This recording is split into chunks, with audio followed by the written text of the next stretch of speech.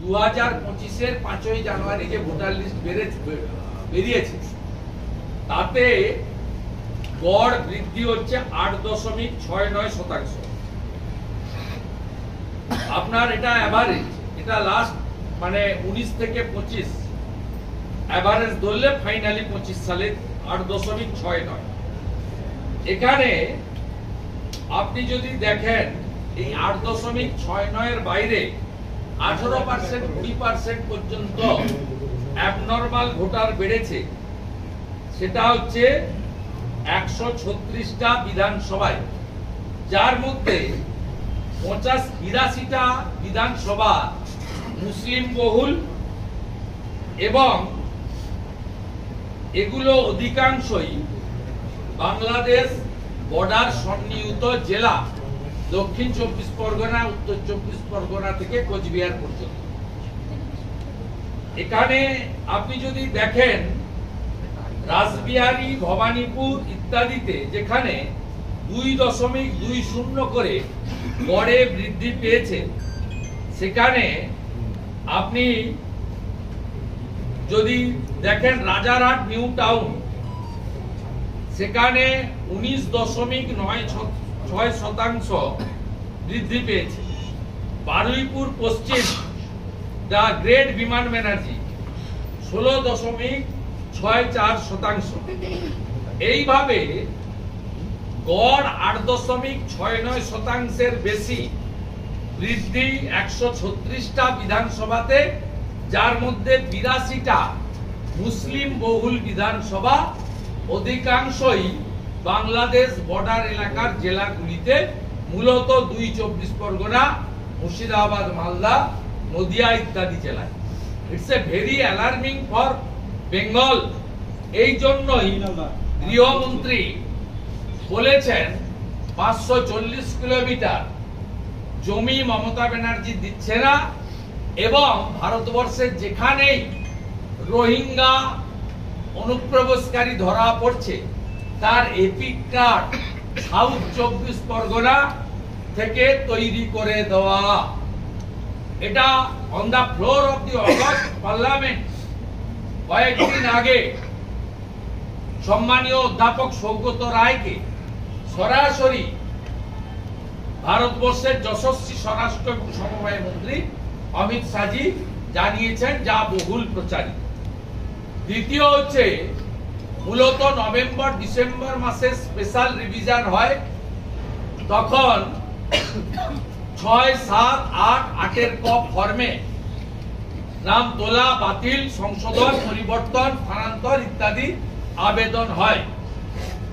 বাকি সারা বছর জানুয়ারি থেকে অক্টোবর পর্যন্ত একটা নমিনাল প্রসেস চলে, 6-7-এর, খুব নমিনাল, কয়েক হাজার। এবারে তৃণমূল কংগ্রেসের যে কনস্পিরেসি এবং আইপ্যাককে সঙ্গে নিয়ে যা 27 ফেব্রুয়ারি নেতাজি ইন্ডোরে 10-12 হাজার চোরের সমাবেশে চোরেদের নেত্রী মমতা ব্যানার্জি ঘোষণা করে দিয়েছেন প্রকাশ্যে, এবং ইয়ারোদের সরাসরি তিনি আক্রমণ করেছিলেন।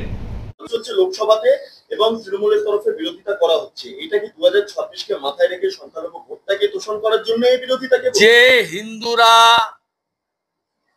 তৃণমূলের এই কজন এমপিকে জিতিয়েছেন, 29 জন, তারা দেখুন যেখানে পার্টি কালারের বাইরে গিয়ে মুসলিম এমপিরা ওয়াকফের বিরোধিতা করছেন, সেখানে আপনারা হিন্দুদের ভোটে জিতে হিন্দু প্রপার্টি জবরদখল। এখানেই একজন নেতা বলেছিলেন রাজভবন আমার, ইডেন গার্ডেন আমার, আকাশবাণী আমার, ফোর্ট উইলিয়াম আমার, গড়ের মাঠ আমার, শহীদ মিনার আমার, বিধানসভা ভবন আমার।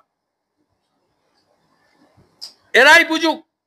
এবং আজকে গোটা ভারতবর্ষ জুড়ে সংখ্যালঘুরাই, বিশেষ করে মহিলারা, তারা মোদিজিকে ধন্যবাদ জ্ঞাপন করছেন। ছবিগুলো দেখতে থাকুন। আমাদের কলকাতাতেও একটু আগে হাজরাতে মুসলিম ভাই বোনেরা ওয়াকফ দুর্নীতির বিরুদ্ধে এই ওয়াকফ বিলকে স্বাগত জানিয়ে, যেহেতু পশ্চিমবাংলায় কলকাতার ওয়াকফ প্রপার্টি জাভেদ খানরা মেরে খাচ্ছে, তাই মিষ্টি বিতরণ করছিলেন। সেখান থেকে মনোজ বার্মা, মমতা পুলিশ তাদের তুলে নিয়ে লালবাজারে বন্দি করেছে।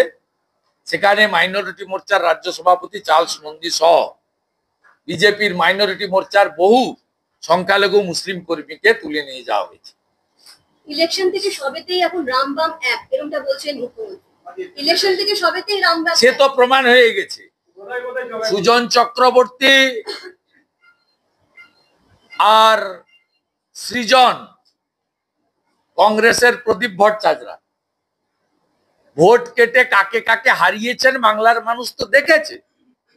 ৭৬,০০০ হেরেছে শিলভদ্র দত্ত, 2,41,০০০ ভোট পেয়েছেন সুজন চক্রবর্তী।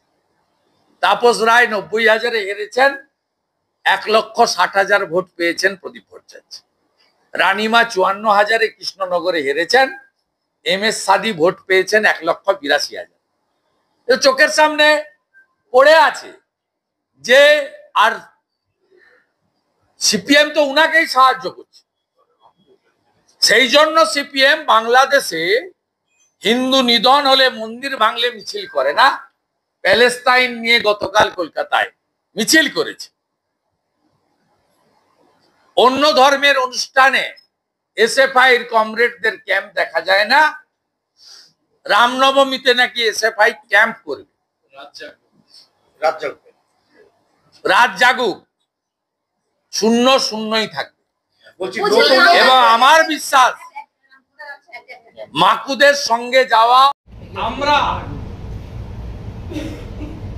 উইথ ডকুমেন্ট তথ্য হাতে নিয়ে বলছি, সিও অফিস যা ইসিআইর আন্ডারে ৭ লক্ষ বাতিল করার আবেদন করেছে তোলামূলের রহিম শেখেরা, ৭ লক্ষ।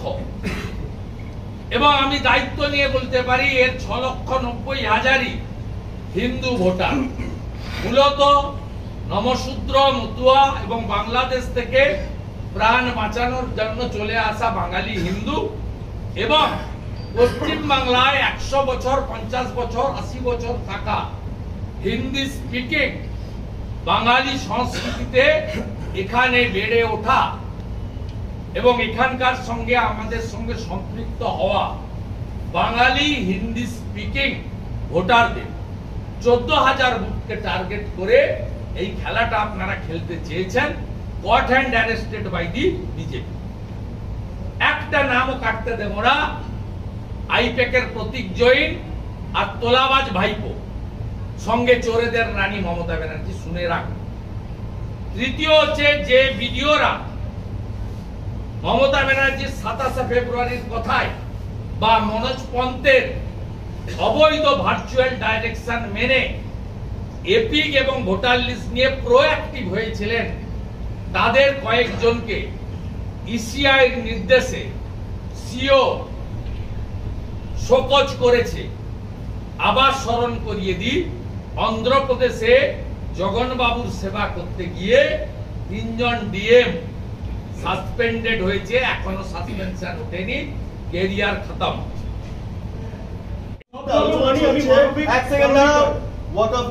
আলোচনা চলছে লোকসভাতে এবং তৃণমূলের তরফে বিরোধিতা করা হচ্ছে। এটা কি 2026কে মাথায় রেখে সংখ্যালঘু ভোটটাকে তোষণ করার জন্য এই বিরোধিতাকে? যে হিন্দুরা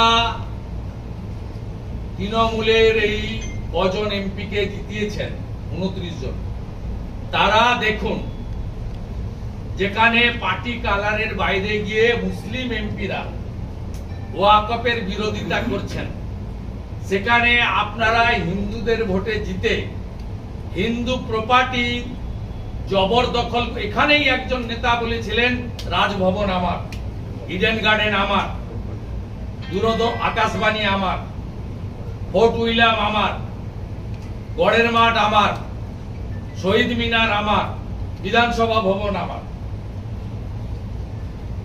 এরাই বুঝুক। এবং আজকে গোটা ভারতবর্ষ জুড়ে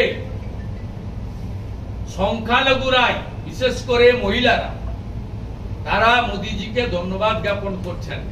ছবিগুলো দেখতে থাকো।